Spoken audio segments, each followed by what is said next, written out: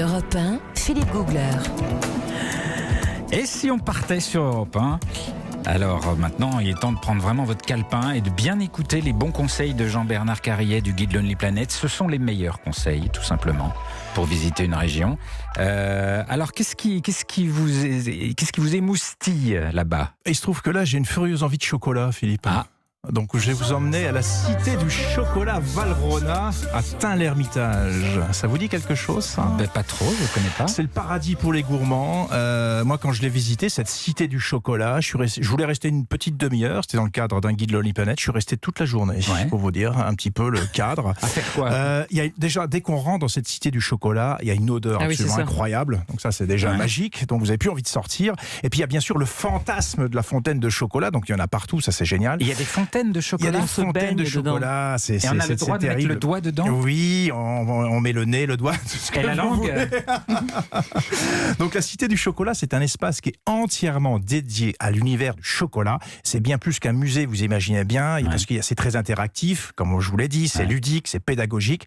On découvre la fabrication du chocolat et de toutes ses utilisations dans la gastronomie, la pâtisserie, la boulangerie, sous toutes ses formes. Donc là, il y a plein d'animations, on appelle ça des animations multisensorielles. Il y a des tablettes tactiles, il y a des bornes interactives. Voilà, et il y a bien sûr 15 points de dégustation. Alors moi, j'ai bien aimé le carré d'essence, ça veut tout dire. Le carré d'essence. Là, vous fait découvrir les arômes et le goût du chocolat en dégustant. Et là, vous saurez enfin ce que c'est que l'amertume du chocolat. Voilà. Et puis, il y a même une mini ligne d'enrobage. Vous voyez comment on enrobe le chocolat. C'est toute une technique très particulière. Tout ça, c'est la cité du chocolat. C'est l'une des attractions touristiques les plus fréquentées du département de la Drôme. Ça a l'air chouette, surtout qu'on a l'air de pouvoir goûter de partout. Qu'est-ce qu'il y a, Nathalie ? Je dois faire des grimaces depuis tout à l'heure. Écoutez, pour avoir fait un livre sur la question il n'y a pas très longtemps, j'ai un peu enquêté. Je trouve que c'est quand même super marketé. Mais bon, après, je trouve qu'il n'y a plus du tout l'aspect artisanal. Ça, on l'a complètement perdu de vue. On est vraiment dans l'industrie du chocolat. Et voilà, c'est. Valrhona fournit aussi des très grands chocolatiers français. Oui, mais c'est pas la preuve. Bon, moi, je défends cette prestation-là parce que c'est vraiment très bien fait. Oui, voilà, que ce soit bien marketé, très bien organisé. Il y a même des ateliers pour ceux qui veulent apprendre à fabriquer le chocolat. Donc tout est fait pour cette prestation. Très bien, il y a débat, on aime ça. Il y a une possibilité de faire des activités un peu insolites là-bas dans la Drôme ? On va rester dans la Drôme, on va aller cette fois-ci dans le village de Céderon. C'est aux confins des Baronnies, Philippe. C'est tout à l'est de la Drôme. C'est une région qui est restée très sauvage, très peu fréquentée. Et ce bourg, justement, de Céderon, je vous le place. Il est sur un plateau à 1300 mètres d'altitude. Et il y a deux bonnes raisons d'y aller à Céderon. Premièrement, la pureté de l'air. C'est vrai qu'en ce moment, vu les circonstances, ça soulage les maladies des bronches, c'est ce qu'on disait.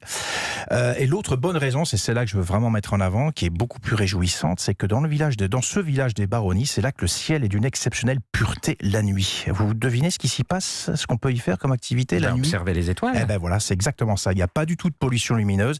Il y a un observatoire astronomique qui s'appelle le Cosmodrome à Céderon. Et c'est bientôt la nuit des étoiles dans quelques jours, justement.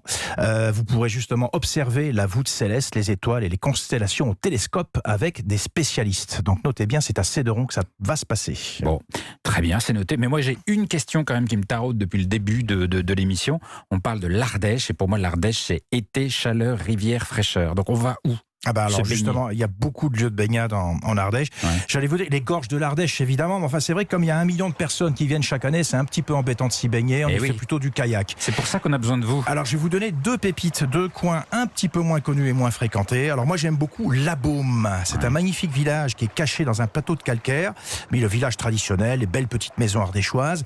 Alors, le site de baignade, lui, il est en contrebas du village, au milieu de gorges calcaires. Et vous avez cette rivière Baume qui coule au milieu des parois verticales. Ça glougloute dans tous les sens. Le seul inconvénient, c'est que c'est une plage de galets. Est-ce que ça vous ira quand même ? Non, mais c'est dur, c'est difficile d'accès, faut grimper. Non, on descend 10 minutes de marche. Mais le site est vraiment sauvage. C'est bien ça. Bon, un deuxième bon plan, c'est le Trou de la Lune. Retenez bien ce nom, le Trou de la Lune dans la vallée de Libye. C'est pas très loin de Vallon de Pont d'Arc, donc des gorges de l'Ardèche, mais c'est une vallée beaucoup plus douce, plus discrète, plus intimiste. Vous savez que j'aime bien ces ambiances intimistes.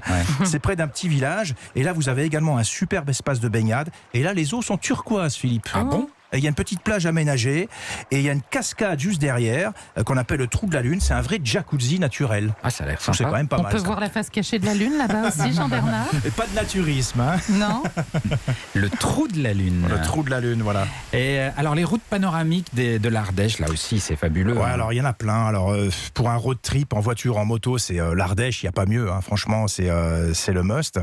Moi, j'ai beaucoup apprécié la route, c'est la D4. Notez bien ce numéro, la départementale 4, qui longe le défilé de Ruons, figurez-vous. C'est une route qui a été creusée dans la falaise au 19e siècle, avec énormément de travaux compliqués, un chantier extrêmement difficile. Elle relie Ruons à Aubenas. C'est une succession de tunnels et de voûtes avec des panoramas sur les falaises de calcaire et toute la vallée de l'Ardèche. On a l'impression d'être suspendu entre ciel et terre dans ce défilé. Ouais. Ça fait envie.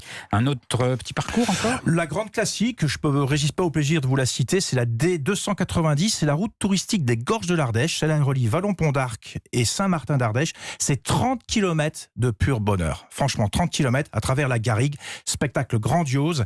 Il y a des 11 belvédères aménagés avec une vue sur les Cévennes en arrière-plan. C'est sublime. Et on la parcourt comment ? En voiture. En voiture. Ou à moto, vélo, ou à pied. Voilà. En vélo, c'est un petit peu plus compliqué. En moto, c'est l'idéal. Merci beaucoup, Jean-Bernard. Dans un